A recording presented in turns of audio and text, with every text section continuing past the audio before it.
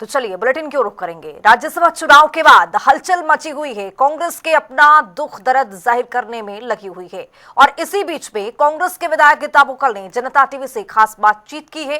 Cross voting करने वाले कुछ विधायकों के नामों के खुलासा करते हुए नजर आई हैं। सुनिए क्या कुछ कहती हुई नजर आई। हम उम्मीद कर रहे थे कि कांग्रेस वोटों के हिसाब से एक सीट बीजेपी के पास जाएगी और एक सीट कांग्रेस के पास जाएगी, लेकिन भारतीय जनता पार्टी की पुरानी आदत अनुसार उन्होंने तीसरे कैंडिडेट को खड़ा करने का काम किया। इंडिपेंडेंट वोट्स का उन्होंने सहारा लेने का काम किया, साथ ही साथ में उन्होंने जो है बहुत से लोगों पर दबाव बनाने का काम किया। तो कल जो हुआ बहुत ही हम लोग तो हैरान हैं कि क्लियर सीट होने के बावजूद भी रिटर्निंग ऑफिसर जो है इलेक्शन कमीशन पूरी तरह से भारतीय जनता पार्टी के दबाव में था और इसी चीज़ की जहां वोटिंग के टाइम क्रॉस वोट हुए, जिसकी हम कड़े शब्दों में निंदा करते हैं, क्योंकि हमारे विधायकों पर भी पूरा दबाव बनाया गया। एक तो हम यही चाहते हैं कि जो हमारे कांग्रेस के विधायक जो हैं जिन्होंने क्रॉस वोट करने का काम किया उनके खिलाफ कांग्रेस हाईकमांड जो है तुरंत प्रभाव से कार्रवाई करे, क्योंकि पिछला जो राज्यसभा का चुनाव था, मैं बीच में इसलिए टोक रहा हूँ कि उड़ीसा में जब ऐसा हुआ तो आपके पार्टी के जो प्रदेश अध्यक्ष थे यानी कांग्रेस के प्रदेश अध्यक्ष थे, उन्होंने तुरंत बाहर आकर ये कहा कि कांग्रेस के इन विधायकों ने जो वो क्रॉस वोट किया है, जो पार्टी के खिलाफ गए हैं, एक्शन होगा। अभी यहाँ पर जो 5 क्रॉस वोट की बात हो रही है, हमने नाम भी लिया जब हुड्डा साहब प्रेस कॉन्फ्रेंस कर रहे थे कि शैली चौधरी की बात हो रही है, जर्नैल सिंह की बात हो रही है, रेणु बाला की बात हो रही है, मोहम्मद इलियास और मोहम्मद इजराइल की बात हो रही है। हुड्डा साहब ने उनका ये कहा कि पार्टी के कुछ नियम है, अनुशासन है, वो नाम पे उन्होंने कोई बात नहीं की। लेकिन आपको क्या लगता है कि इनके ऊपर कार्रवाई नहीं होनी चाहिए अगर मान लो और पार्टी को उनका नाम बताना नहीं चाहिए? बिल्कुल होनी चाहिए। ये अध्यक्ष जी का, प्रभारी जी की भी जिम्मेवारी बनती है। आदरणीय चौधरी भूपेंद्र सिंह हुड्डा जी ने बहुत ही अच्छे ढंग से बताने का काम किया और उन्होंने विधानसभा में ये भी कहा कि किस तरह से लोकतंत्र का मखौल हुआ है।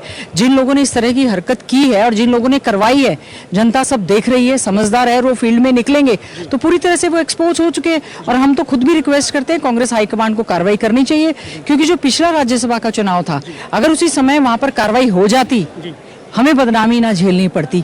और ये चुनाव आप देखिए, एक दलित को राज्यसभा के लिए आदरणीय राहुल गांधी जी ने टिकट देकर भेजा था, तो आदरणीय चौधरी भूपेंद्र सिंह हुड्डा जी ने, सांसद दीपेंद्र हुड्डा जी ने, प्रभारी जी, हम लोग सब सतर्क होकर यहाँ पर बैठे रहे और हमने प्रयास किया।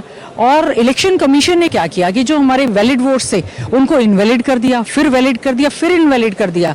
आखिर में जीत तो हमारी हुई, लेकिन आज विधानसभा के अंदर जिस प्रकार के उनके मंत्री और विधायक ये लेकर कि इतने वोट टूट गए, इतने % हमने डिस्काउंट दिया, खरीद फरोख्त का मतलब सीधा आपने देखा किस तरह से वो नाच रहे थे। लोकतंत्र के लिए ये बहुत खतरनाक बात है। ये बात कही जा रही है कि आपके 9 विधायक टूट गए, 25% आपके विधायक टूट गए, आपके नेतृत्व के ऊपर वो सवाल खड़े कर रहे हैं। नेतृत्व पे नहीं है, केंद्र में इनकी सरकार है, राज्य में इनकी सरकार है और हर जगह जो है जहां सरकारें बन जाती हैं तोड़ने का काम इन्होंने हमेशा करने का काम किया है, चाहे राज्यसभा का चुनाव हो, चाहे लोकसभा का चुनाव हो। आपने देखा होगा आदरणीय राहुल गांधी जी ने वोट चोरी के जो इल्जाम लगाए हैं वो कोई गलत नहीं है। जिस तरह से इलेक्शन कमीशन ऑफ इंडिया की हरकतें हैं, आपने देखा है वेस्ट बंगाल की चीफ मिनिस्टर खुद सुप्रीम कोर्ट में पेश भी हुई हैं और उनके खिलाफ महाअभियोग भी आया गया है, क्योंकि संविधान निर्माताओं ने कभी भी नहीं सोचा था कि जो इलेक्शन कमीशन एक ऑटोनोमस बॉडी है, संवैधानिक संस्था है, वो इस तरह से सरकार के दबाव में काम करेगी, लोकतंत्र में लोगों की आवाज को दबाने का काम करेगी, लोकतंत्र का मखौल उड़ाने का काम करेगी। जिस इलेक्शन कमीशन का काम फ्री एंड फेयर इलेक्शन करवाना है, वो किसी भी एक पॉलिटिकल पार्टी की आवाज बनकर अगर कार्य करता है तो ये बहुत बड़ा दुर्भाग्यपूर्ण है। कांग्रेस विधायक दल की बैठक हो या फिर तमाम जो चीजें हो, उसमें जो है वो ये जो विधायक हैं जिन्होंने क्रॉस वोट किया है, आप अपनी पार्टी की रणनीति बनाएंगे, आप अपनी पार्टी की रणनीति के तहत आगे बढ़ेंगे। अगर ये विधायक जो है वो क्रॉस वोट करके गए हैं, अगर ये पार्टी के आपके विधायक दल की बैठकों में आएंगे या संगठन की बैठकों में आएंगे, तो आपकी पार्टी जो रणनीति बना रही, जो साथी हैं वो इतने दुखी हैं। जब उनको आज देखा 1-2 को विधानसभा में, सबको बहुत ज्यादा कि भी आ कैसे गए। देखिए, किसी का धर्म ईमान कुछ तो होता है। हमारे साथ एक विधायक सारे रास्ते राधे राधे करती गई और आकर कहते ना मुंह में राम और बगल में छुरी वाला काम कर दिया। हमारा तो सिर नहीं ठीक हो रहा है, इतनी ज्यादा चिंता है कि जिस बस में आप बैठे थे, जिन 2 विधायकों की बात हो रही है वो तो आपके बराबर में बैठे थे और 2 दिन 3 दिन मुझे लगता है एक महिला होने के नाते वो आपके साथ ज्यादा रहे होंगे। बिल्कुल साथ में थे और हम तो सोच भी नहीं सकते हैं कि कोई व्यक्ति साथ चलते हुए इतना बड़ा धोखा पार्टी के साथ। आखिर आप पार्टी के सिंबल पर जीते हुए विधायक हैं, आप अपना धर्म ईमान बेच कैसे सकते हैं?